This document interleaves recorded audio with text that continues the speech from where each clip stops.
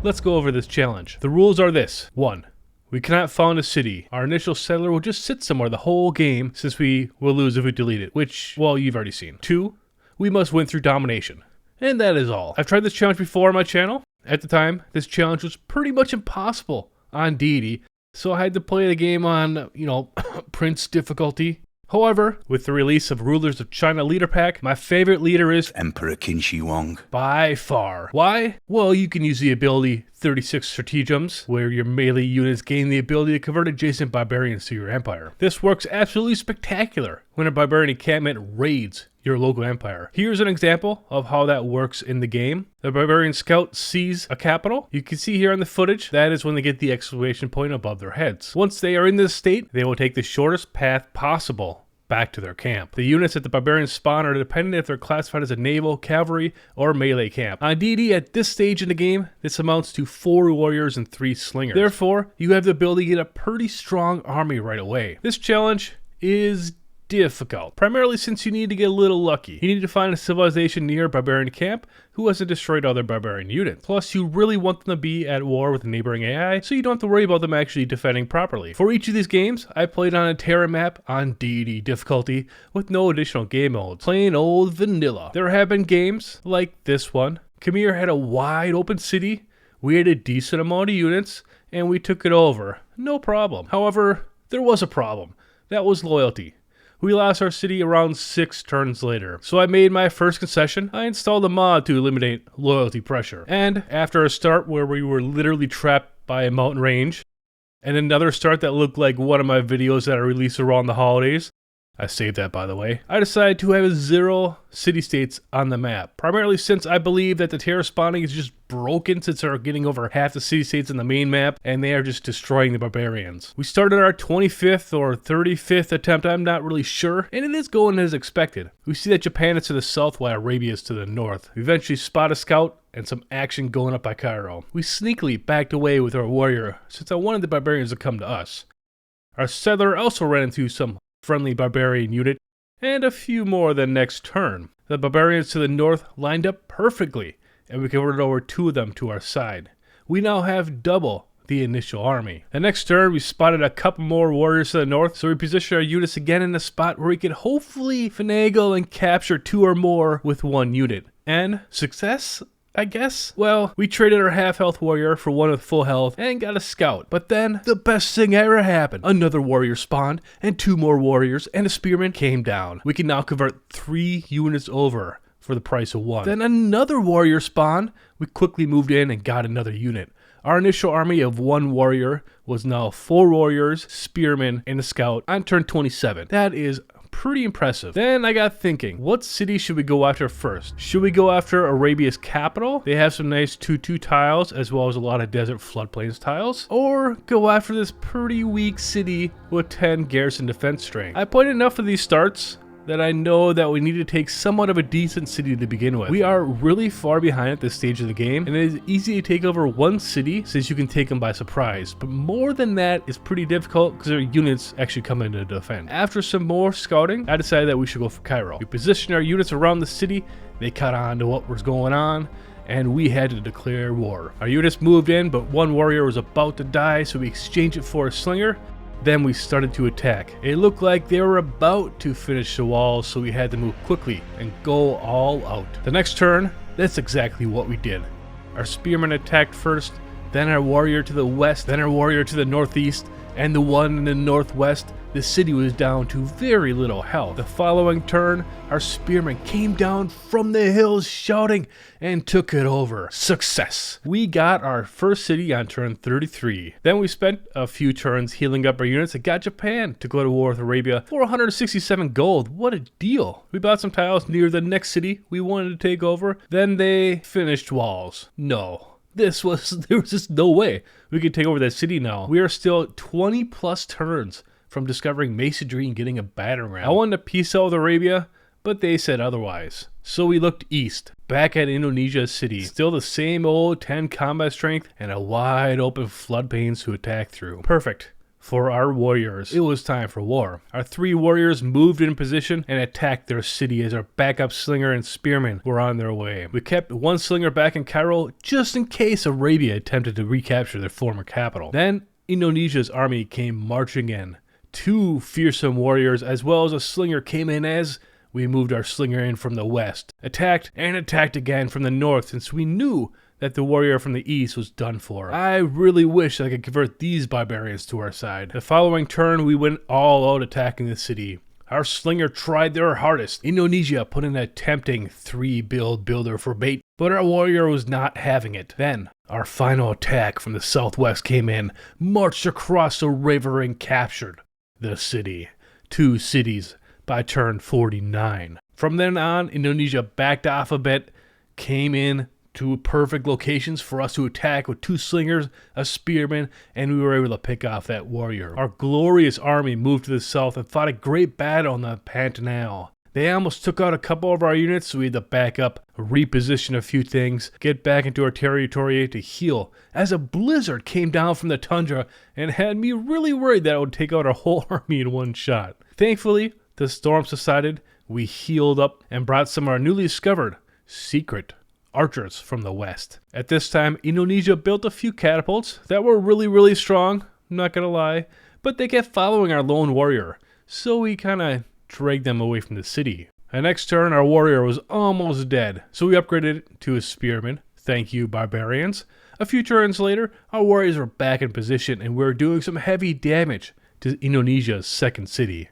These archers pretty much saved the game. The following turn, we took over the city, then we brought our army to their capital as they brought their catapults to the first city that we took over. Genius moves by the AI. Our units got into position, surrounded the city as we started to attack with our archers. 1 catapult came screaming back to their capital, then 2, but it was too late. Indonesia was eliminated from the game. After that, Arabia must have been so impressed that they finally offered peace. We now need to build up our economy, discover some technologies before we can move over and take over the rest of the world. We were in the process of building a beautiful wonder, and it looked like Arabia might even finish before us. You could tell how far along each person is building the wonder by kind of what state they're in. And here, they have like a little more on the top compared to what we have, which is not great because our goal of making these floodplain tiles absolutely insane might be coming to a screeching halt. As for the current status in the world, Japan is crushing it. They currently have 89 science per turn, have discovered 20 technologies. Scythia is at 58 science per turn, and we're still at a modest 15 science per turn and know about 9 technologies. Turn 92 and I had a mini heart attack as Canada finished a wonder a turn before we were going to finish ours. Thankfully, it was just a pyramid. Turn 93, huge dust storm started in the desert and we finished our wonder. Look at these tiles. Lady of the Reeds and Marshes and this wonder, oh, such a good combination. A military emergency against who? Us? What have we done? Oh, well, it passed and we're now at war with Arabia and Japan. Great. We held strong in our territory, finished our 3rd mine, and we only needed 3 more turns until we unlocked apprenticeship. Our spearman army was placed near Indonesia's 2nd city, just in case Scythia decided to attack. Turn 104, we sold 6 horses for 29 gold. We were 1 gold short, so we negotiated with Scythia and pretty much got the best deal ever. 1 gold for sugar. Our second warrior was now a man-at-arms as we marched into Arabia's lands. They had some annoying units left as we attacked them first before attacking the city. Turn 108, we had a really nice round of attacks. Our warrior pillaged our library as our 2 archers bombarded the city, only to have our man-at-arms take out the wall. The following turn, we had a full run of attacks and the city was now ours. Now we needed to figure out what to do next. We really needed to see what units Japan had. Just as we're about to move in an attack from the west so we did not have to cross a river, 2 swordsmen from Japan showed up. Oh, if these were samurais, this would be a huge problem. Contemplating what to do, we moved our men-at-arms down from the west on their flank, only to reveal a knight in their capital. That is why their city garrison defense strength is so high. The next turn, Japan's wounded swordsmen attacked our men-at-arms in the jungle and didn't make it that far in. Our melee units went straight for the city. The following turn, the knight attacked our city. I couldn't believe it. All of our range units attacked, only to bring it down to 1 HP. We could have taken it out, but I decided to go for the city instead. The knights snuck away from our archers as we attacked the city with everything we had, only to bring it down to 10 health or so. I hovered over the weak man-at-arms units, and we could have taken over the city, but I decided to pillage their campus for additional science instead. The following turn, the knight came back, but we had an attack with the man-at-arms to the east to take the city. Japan brought another knight to our lands, and I really need to find that source of iron, and pillaged it. After that, the AI seemed to back off, only bringing in the occasional unit. Turn 129, we struck up a peace agreement with Arabia since we needed to focus on Japan. They ended up giving us 182 gold to fuel our war effort. After some more thinking, I realized that going south was going to be way too rough due to the terrain, lack of siege units, and the nicely placed encampment by the AI. So, we took a chance and went west, around the mountain. We have no idea what's over there, but let's give it a shot. Let's just say things didn't go well for us when we went to the west. The terrain over there was also horrid, and the crossroads, the river, well, it felt like we hit a virtual wall. We ended up backing up again. Then, on turn 139, our first samurai. So, what did we do?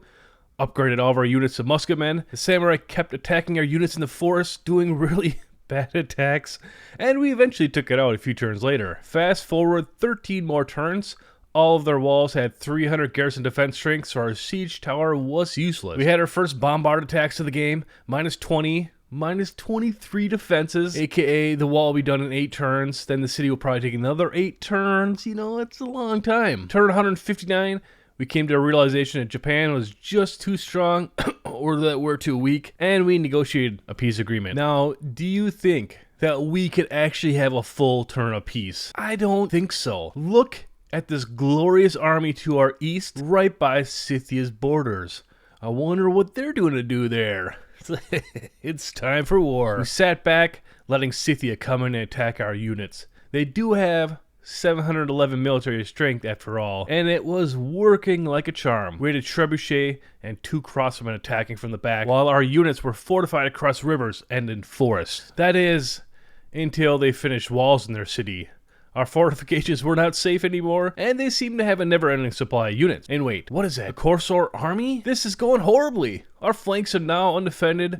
Why did I do this? What a dumb attack. And wait a second. Oh yeah. This is why I don't play past bedtime. Oh yeah.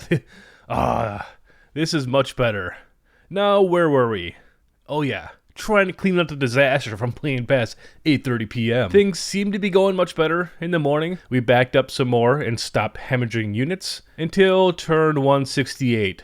Did you see that? They just got line infantry. Oh man. Yes. We will take peace, yeah. We're stronger, yeah.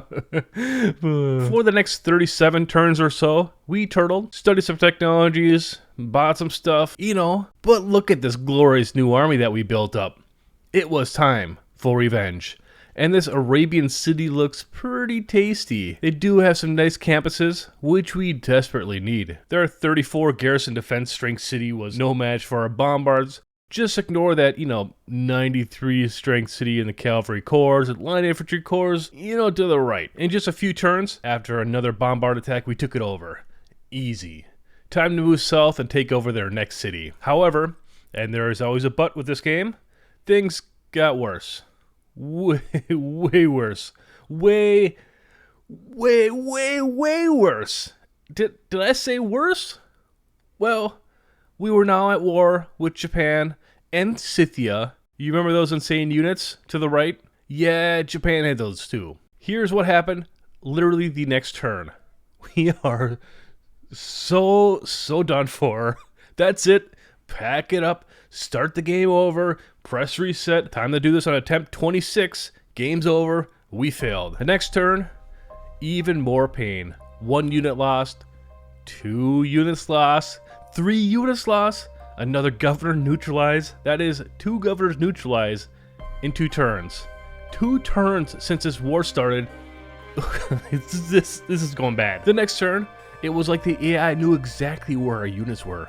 Traveled 10 tiles around rivers, through forests, dodging marshes to take them out one by one with like surgical precision. The only saving grace was that we gave Victor the promotion so that the city will get 2 attacks per turn. That combined with the encampment meant that we would at least be able to do 60 or so damage to a unit, depending on how strong they are. You see those AT crew armies? They are the absolute worst. This was one of the best turns for us. We took out 3 really strong units since the AI loves to attack walls and make other units really weak for some reason. 5 turns later, on turn 221, we did it. AT crew armies can actually be defeated. I just thought that I'd let you know about that. After destroying our entire army and was willing to peace out, things were starting to stabilize.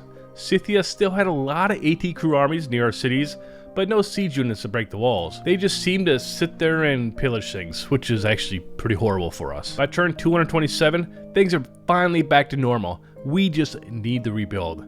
Thankfully, we did not lose a single city. Our plan is to now build Corsair armies, upgrade them to tanks, and just use bombers. That is, after we take out Arabia, since that was our initial plan. Let's just say that Arabia City did not last long against our artillery. Fast forward to turn 264, and Japan just declared war on us. Out of the blue.